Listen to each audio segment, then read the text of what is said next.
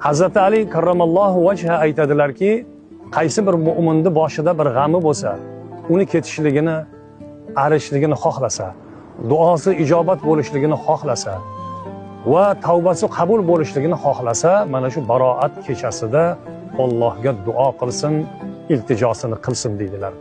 Chunki bu kechada deydilar, shomdan keyin Alloh taolo dunyo osmoniga tushib bandalarini tinglaydi. Ana shunday ulug' kecha azizlar, mana Xudo xolasa sanoqli kunlar qoldiki, kirib kelyaptilar. Sha'bon oyining 15-kechasi deyiladi. Ya'ni 2-fevral seshanba kunga to'g'ri kelyapti. Oysha roziyallohu anha aytadilar, uyg'onib turib qarasam Rasululloh yonimda yo'q ekanlar deydi. Bir kechani eslaydilar. Jannatul Baqiyda ekan deydilar. Bordim. Borsam Rasululloh, ey Oysha, meni yo'qotib qo'yishdan gumon qildingmi deb so'radilar.